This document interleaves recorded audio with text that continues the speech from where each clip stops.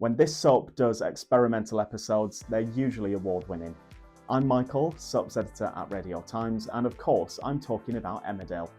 Here's 4 things you need to know from next week's instalments. Number 1, a special episode sees Paddy Dingle receive a diagnosis. Over the years we've seen Ashley Thomas's dementia through his perspective. There was that horrifying instalment that followed Marlon Dingle suffering a stroke, and now we're about to hear Paddy Dingle's internal dialogue as he learns he has an aggressive yet localised form of prostate cancer. It's a device that was recently employed by Coronation Street with David and Shona Platt, and we'll see the head of the Dingle clan rush out of his consultation in disbelief. After lashing out towards his friends and family, he heads to Dad Zach's graveside for a moment of thought. Number 2, things go from bad to worse for the Dingles when Moira is charged with double murder. Police have descended on Butler's farm after 2 bodies were found on the land, and Moira is insistent that Celia has framed her.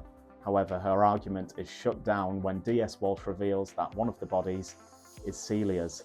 The evidence, including the fact that Anya was buried in her blanket, is stacked up against her, and Moira is carted off to prison and is clearly having a bad time, as when Cain visits her, she's sporting a black eye.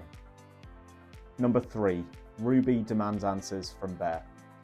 She's mortified by Anya's death and makes her way to Tennant House to speak to him.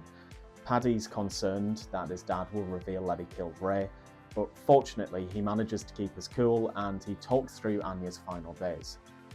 Ruby refuses to hear Ray being painted as a good man who attempted to help, and the conversation becomes quite heated, which begins to distress Bear. Paddy thrusts her out of the door just as the police arrive to talk to his dad, and he admits that he was the one who buried Anya. Number 4, Joe reckons it's high time Graham goes public, and if you're like me, you'll still be in disbelief that Graham is actually alive. More and more residents are becoming aware of his survival, including Gabby and Lydia, who are shocked to find him in Home Farm next week. Joe resolves that it'll not be long before he's talk of the village and instructs Graham to head to the Woolly, where everyone will be able to see him. Something tells me this will be explosive. Let me know in the comments below what you're most looking forward to in next week's Emmerdale.